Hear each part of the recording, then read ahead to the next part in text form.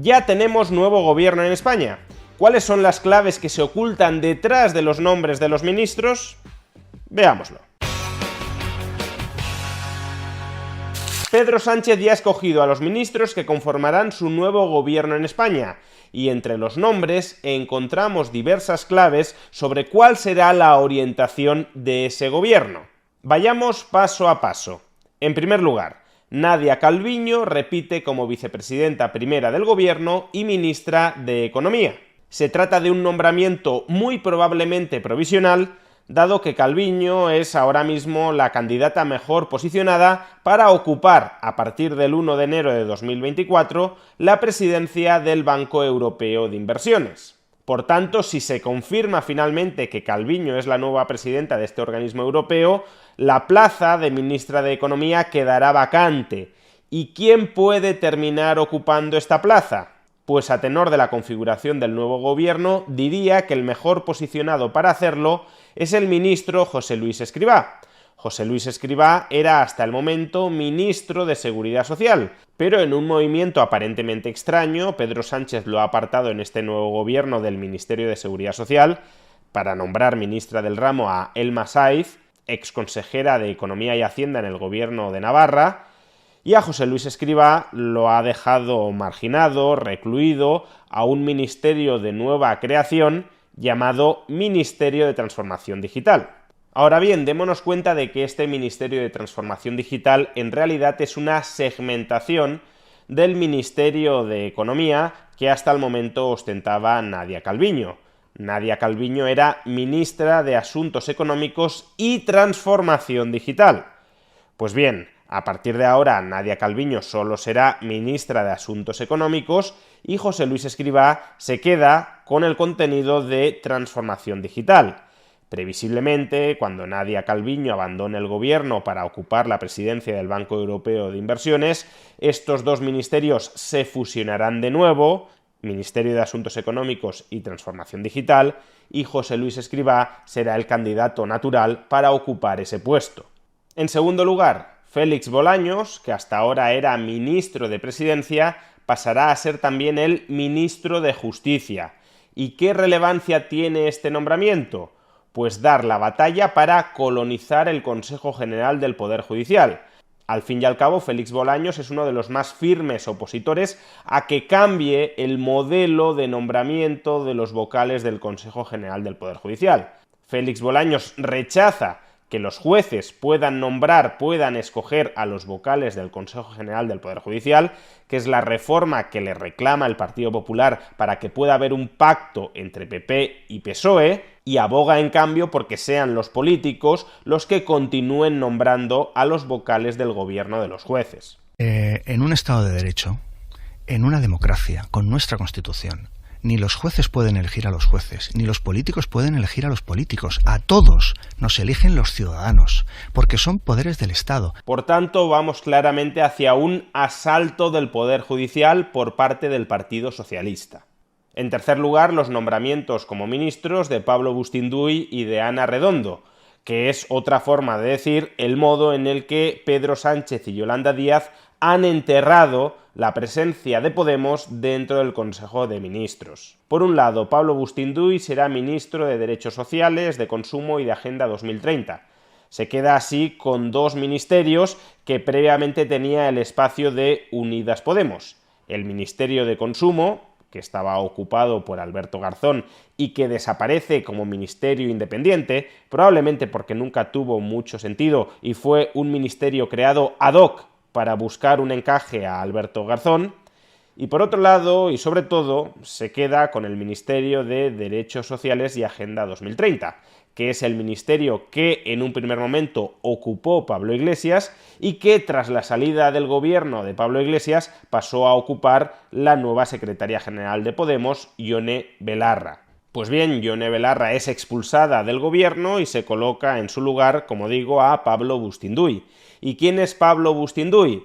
Pues Pablo Bustinduy formó parte de Podemos hasta el año 2019, formaba parte de lo que podríamos llamar el sector errejonista dentro de Podemos, aunque no tenía una muy mala relación con Pablo Iglesias, pero en 2019 decidió dejar la política, dijo en su momento, por razones personales. Hace unos meses, Sumar repescó para la política activa a Pablo Bustinduy y ahora es el que reemplaza, el que sustituye, el que ocupa el ministerio que le había correspondido primero a Pablo Iglesias y después a Yone Belarra. Ahora bien, no pensemos que Pablo Bustinduy, por el hecho de venir del sector errejonista, es algo así como un moderado socialdemócrata. Escuchemos, si no, el pesar y la admiración con la que en 2016 Pablo Bustinduy hablaba sobre la figura del tirano de Fidel Castro durante el acto de Estado oficial en su fallecimiento. Fue un día histórico en la vida de este país. Con Fidel se ha ido su siglo XX, se ha ido una historia en ocasiones gloriosa, en ocasiones muy difícil, pero una historia digna, una historia que ha encarnado la posibilidad de la rebeldía y la posibilidad de intentar labrarse su propia historia, incluso estando allí al otro lado a apenas 90 millas náuticas de las costas de Florida. Aquí en La Habana hay una sensación de cierta normalidad en la vida cotidiana, aunque hablando con la gente se nota como ese pesar, ¿no? Como ese cosquilleo histórico que hace reflexionar cuando llega un día importante como este. Y por otro lado, Ana Redondo, del Partido Socialista, ocupará el Ministerio de Igualdad en sustitución de Irene Montero. Ana Redondo es una política de perfil absolutamente bajo. Parece que aquí la consigna haya sido cualquier persona antes que Irene Montero, pero pese a tener un perfil político bajo, será un perfil político que no chocará, que no se enfrentará con las tesis sobre igualdad que mantiene Sumar. O dicho de otra manera, Ana Redondo no es una TERF, una feminista radical transexcluyente. No es una feminista como Carmen Calvo, que considera que toda la ideología transgénero ha de quedar fuera, apartada, del movimiento feminista, o incluso que se tiene que combatir activamente esa ideología transgénero. Si esto hubiese sido así, si Ana Redondo hubiese sido una TERF, habría habido muchos puntos de fricción entre PSOE y Sumar, pero como no es el caso, habrá una coexistencia pacífica. Con Pablo Bustinduy y Ana Redondo, por tanto, se da carpetazo definitivo a la presencia de Podemos dentro del gobierno. Bueno, para mí la noticia de hoy es que Pedro Sánchez ha decidido echar a Podemos del gobierno, no quiso meternos al principio, hizo que se repitieran las elecciones, montó la operación Errejón, ¿no? Ya lo decía un asesor de Sánchez, aquello de ahora es tu turno, Íñigo. No le salió esa vez y esta vez sí. En cuarto lugar, Ana Redondo no solo es doctora en Derecho Constitucional, sino que también ha sido la mano derecha de Óscar Puente. Cuando Óscar Puente fue alcalde de Valladolid, Ana Redondo ocupó la Concejalía de Cultura y fue segunda teniente de alcalde. Pues bien, en cuarto lugar, Óscar Puente, el exalcalde de Valladolid, será el nuevo ministro de Transportes de este gobierno. Es decir, que Óscar Puente gana mucha cuota de poder dentro del Ejecutivo. No solo él mismo es ministro, sino que coloca como ministra a su mano derecha. El perfil de Óscar Puente es muy parecido al perfil de José Luis Ábalos, quien, por cierto, también fue ministro de Transportes en un anterior gobierno de Pedro Sánchez. Se trata de una persona que no tiene ninguna preparación específica para ocupar este cargo y cuyos mayores méritos son la lealtad incondicional y fanática hacia el partido como proveedor de cargos públicos, así como el enfrentamiento deslenguado, marrullero y chulesco contra todos aquellos que hacen oposición a su partido. Es decir, estamos ante un nombramiento dirigido más bien a buscar acomodo a las personas más leales al partido o a Sánchez, así como a desestabilizar a la oposición, y no ante un nombramiento que busque gestionar adecuadamente el Ministerio de Transportes de España. En quinto lugar, y hablando de utilizar el Gobierno de España como agencia de recolocación de miembros del partido que han perdido su poder territorial, aparte de los casos de Óscar Puente, exalcalde de Valladolid, perdió las elecciones, y también de Ana Redondo, mano derecha de Óscar Puente en la fallida alcaldía de Valladolid. También podemos mencionar a Jordi Hereu, nuevo ministro de Industria y exalcalde de Barcelona, expulsado de la alcaldía por los Ciudadanos. O también podemos mencionar a Ángel Víctor Torres, expresidente de Canarias, expresidente porque perdió las recientes elecciones autonómicas, y que pasará a ocupar el Ministerio de Política Territorial y Memoria Democrática. Y en esta misma línea también cabe mencionar a Mónica García, que tras perder 2 elecciones autonómicas consecutivas contra Isabel Díaz Ayuso, pasará a ser la nueva ministra de Sanidad del Gobierno de España.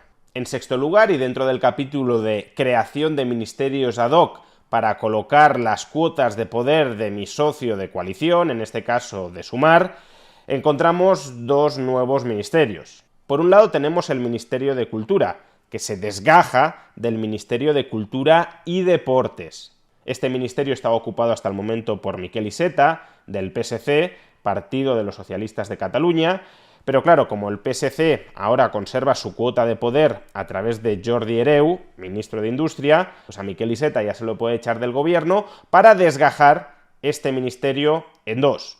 La parte de deportes se integra con educación y la parte de cultura se le entrega a Sumar para que puedan colocar a uno de los suyos, en este caso a Ernest Urtasun. Y por otro lado se crea un nuevo ministerio, Juventud e Infancia, al frente del cual se colocará a la europarlamentaria de Izquierda Unida, Sira Rego. Al igual que Óscar Puente, no tiene ninguna preparación específica para el cargo, es nutricionista, pero también, al igual que Óscar Puente, es una persona muy leal a su partido y con un perfil político muy combativo.